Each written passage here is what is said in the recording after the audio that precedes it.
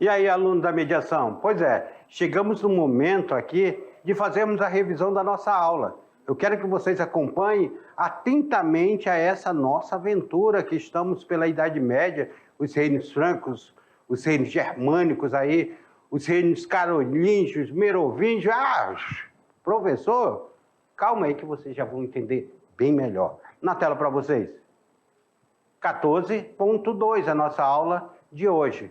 Vimos que os povos germânicos, que eram chamados pelos romanos como bárbaros, eles vão formar vários reinos, os vândalos, os ostrogodos, os visigodos, os burgúndios, lamanos, francos, anglo-saxões, suevos, visigodos e outros povos germânicos que vão estar aqui.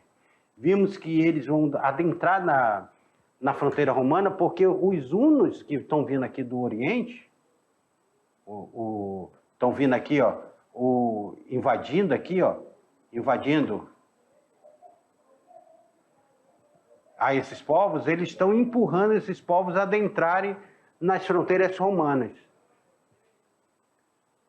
Primeiramente, esses povos entraram de forma pacífica, por migração. Os germânicos entram dentro do Império Romano do século 3 e 4 de forma pacífica, por meio de acordo com o Império Romano. Só que quando chega no século V, um período que os germânicos penetraram o Império Romano de forma violenta e brutal, os hunos foram os responsáveis pelas invasões também do Império Romano. O último imperador romano foi Rômulo Augusto, ou Rômulus Augustus, como era chamado em Roma. Foi deposto por Odoacro, rei dos germanos, Érulus. Em 476, Odoacro derruba. Então, neste momento, 476 é o fim, vamos lá limpar aqui, é o fim do Império Romano do Ocidente. Fim do Império Romano do Ocidente. Fica só o Império Romano do Oriente, tá bom? Os francos se estabeleceram na Gália e conseguiram estruturar um poderoso reino na Alta Idade Média Europeia. Nós temos aí Meroveu, líder dos francos, chefiou seu povo na luta contra os hunos, na Batalha de Campo da Catalunha. E aí, Meroveu se torna um grande líder. Clovis, que era neto de Meroveu, é considerado o criador do reino franco. Com 29 anos, conseguiu unificar as tribos francas e expandiu o domínio do reino. Então, começa os merovingios. Os merovingios tomando conta. Os descendentes de Meroveu tomando conta do reino franco. Só que nós temos a figura dos carolíngios. Pepino, que destronou Chederico III, que foi o último rei merovingio, fundou a dinastia carolíngia. Pepino o Breve, olha aí ele aí, ó. Após a morte de Pepino, Pepino governa e morre. O trono, seu filho Carlos Magno, que governou os francos durante 46 anos, forma a dinastia carolíngia, através de Carlos Magno. Em 25 de dezembro de 800, Carlos Magno recebeu do Papa Leão III o título de Imperador do novo Império Romano do Ocidente. O primeiro Reich, a primeira unificação. Primeira unificação, está aí, ó. Carlos Magno, Pepino, os dois grandes líderes da dinastia carolíngia. E alunos, vamos lá, vem cá comigo. Faça agora a atividade, que daqui a pouquinho o professor Beto vai voltar com vocês para corrigir essa atividade, tá bom? Com vocês agora.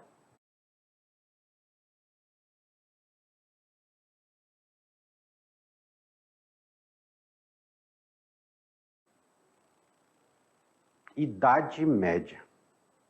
Era medieval.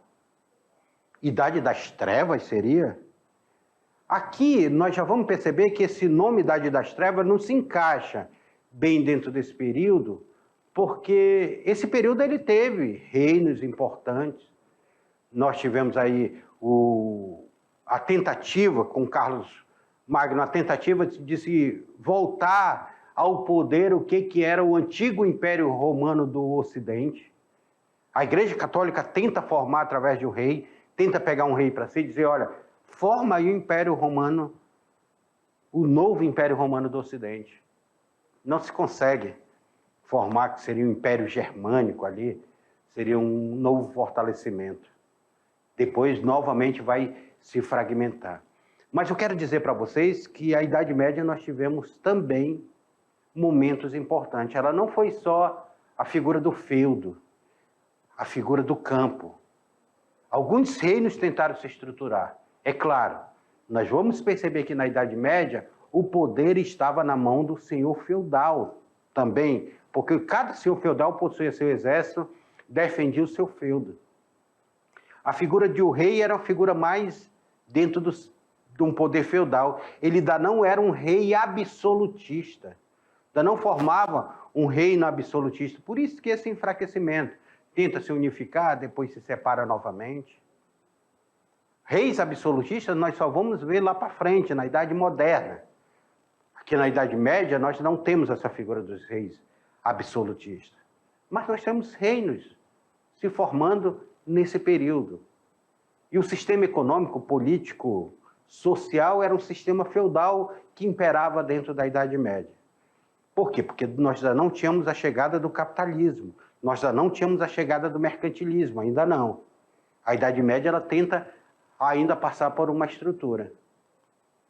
Por isso que na atividade que nós vamos ver agora, nós vamos entender melhor desses reinos que se formam nesse período da Idade Média. Porque a Idade Média ela é formada entre a Alta Idade Média, que vai ali naquele início da Idade Média, e depois a Baixa Idade Média, quando ela começa a entrar em declínio. E esse período que nós chamamos de Idade Média, meus queridos alunos, não foi um período curto, não. Ele vai perdurar por 1000 anos de Idade Média. Começa lá do século V, que nós estamos vendo agora, nessa Alta Idade Média. E ela termina lá no século XV.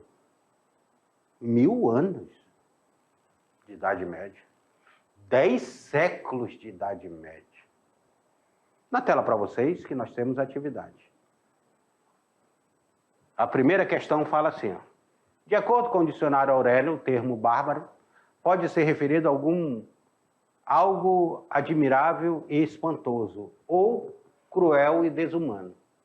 Os gregos romanos da antiguidade utilizavam o termo bárbaros para fazer referência a pessoas com hábitos considerados selvagens, rudes e por isso inferiorizados.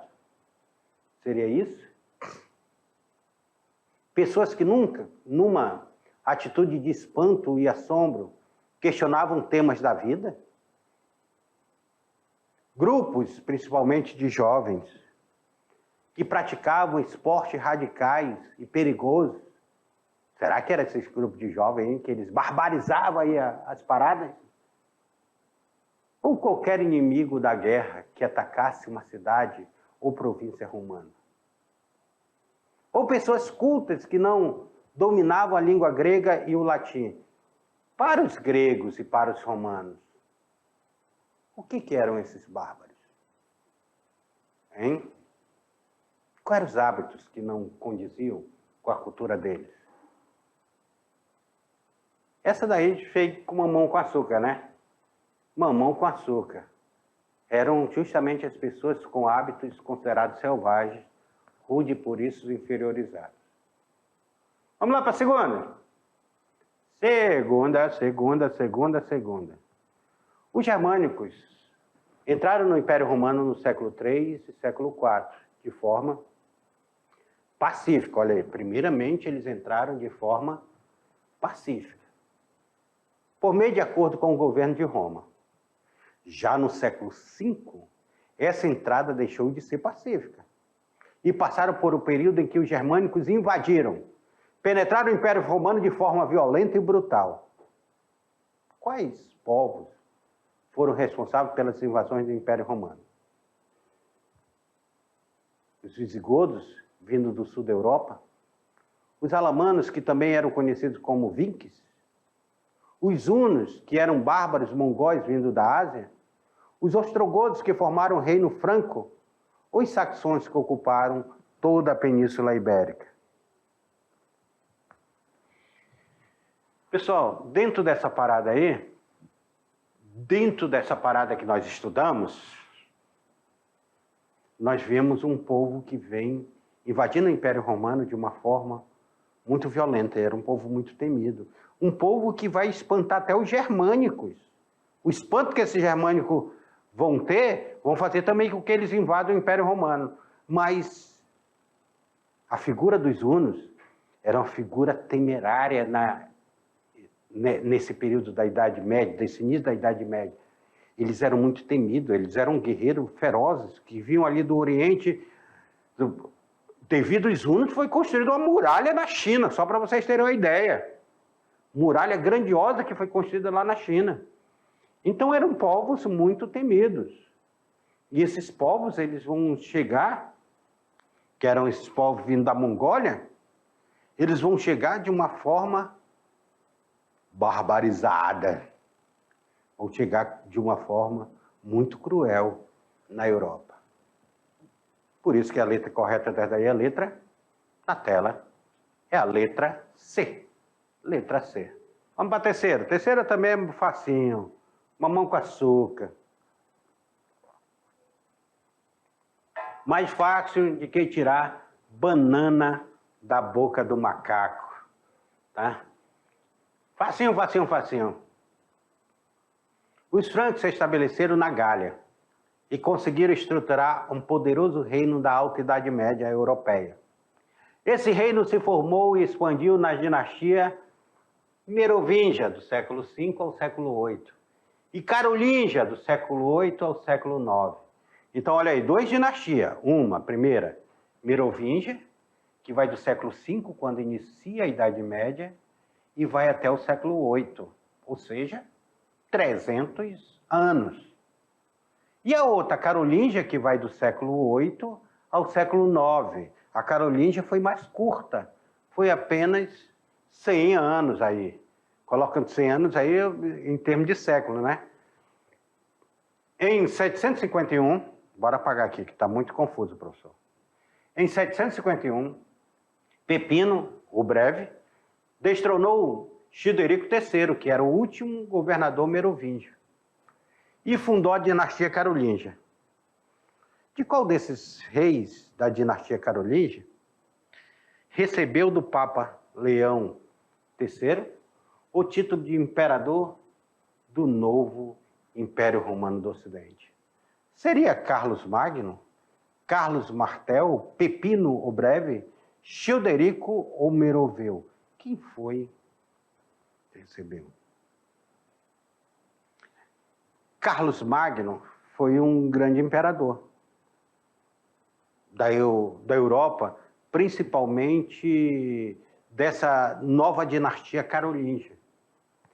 Carlos Magno, ele novamente faz uma aliança com a igreja, permanece a aliança com a igreja. É por isso que a igreja, a Igreja Católica Apostólica Romana, por que eu falo romana? Porque nós, lá no Oriente, o Império Romano do Oriente vai ter a sua Igreja Católica, que vai ser a Igreja Católica Ortodoxa Grega, que até hoje existe. E o Papa dessa igreja fica lá na Rússia. Até hoje ela existe. E a Igreja Católica Ortodoxa Romana, o Papa fica lá em Roma, lá no Vaticano. Então, nós temos aqui essa nova estrutura e esse novo formato. A igreja, ela queria um reino também porque se fortalece politicamente, a igreja, como está em junção política, fortalece a igreja. Então ela dá a ideia de ser criado o novo Império Romano do Ocidente. E diz, Carlos Magno, é você, Carlos Magno, é você que irá criar o novo Império Romano do Ocidente. É você que vai fazer o primeiro Reich. É você. Será que isso aconteceu? Carlos Magno vai ter muito poder, ele vai ficar aí quase meio século governando. Ele vai ter muito poder, mas seus descendentes não vão dar continuidade a todo esse poder que ele tinha. Então, a resposta correta é a letra A, Carlos Magno. E vamos para aquela do Enem. Meu Deus do céu, só temos o tempo do Enem. Leia o trecho. Porém, na quarta-feira, o pontífice Adriano I, acompanhado pelos seus dignatários, tanto eclesiásticos quanto militares, encontrou-se com o rei da igreja de São Pedro, apóstolo, para uma entrevista. Suplicou urgentemente ao rei. Lembrou-lhe e tentou persuadi-lo com paternal afeto de que cumprisse todas as promessas feitas ao seu pai Pepino, de sagrada memória, e pelo próprio Carlos, e o seu irmão Carlomano, e todos os magnates francos de São Pedro, e ao seu vigário, o Papa Estevão II, de santa memória, quando ele foi à França, de outorgar as várias cidades e territórios daquela província italiana e confiscá-la a São Pedro e a todos os seus vigários em posse perpétua. Com base na leitura do texto, podemos afirmar aí: demonstra pouco interesse de Carlos Magno em agradar a Igreja Católica? Evidencia a proximidade de Carlos Magno tinha com a Igreja Católica? Demonstra o fracasso com as guerras de expansão dos carolíngios? Retrata a animosidade dos carolíngios com a Santa Fé? Todas as alternativas sim estão corretas aí? E aí? O que o texto fala? Porém, quarta-feira, o pontífice Adriano I, acompanhado de seus dignatários, tanto eclesiásticos quanto militares, encontrou-se com o rei da igreja de São Pedro, que era o rei da igreja de São Pedro, o Papa, gente, para uma entrevista. Suplicou urgentemente ao rei. Lembrou-lhe e tentou persuadi-lo com paternal afeto de que cumprisse todas as promessas feitas ao seu pai. Quem é o pai dele? Pepino. De sagrada memória, e pelo próprio Carlos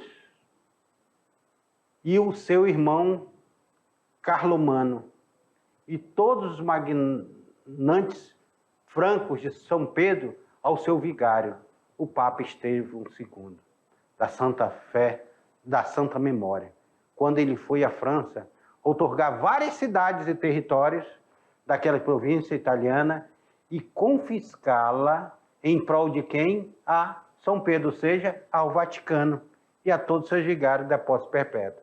Pessoal, esse texto aí, ele fala justamente,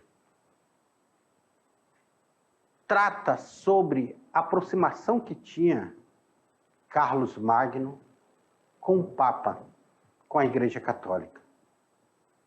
Carlos Magno, que nós já vimos aí, vindo a descendência de Pepino o Breve, filho de Pepino Breve, forma o grande Império Carolíngio, e através dessa aproximação de Carlos Magno, que é dado a ele o prestígio de ser o grande imperador do novo Império Romano do Ocidente. Então, a resposta certa é justamente a letra B. Evidencia a proximidade de Carlos Magno tinha com a Igreja Católica. E assim, meus queridos alunos, e assim terminamos mais uma aventura na história, falando sobre esses reinos francos, sobre esses reinos que aparecem aí na Idade Média. Mas eu chamo para vocês, não percam nenhum capítulo dessa aventura. Conto com vocês na nossa próxima aula. Até lá.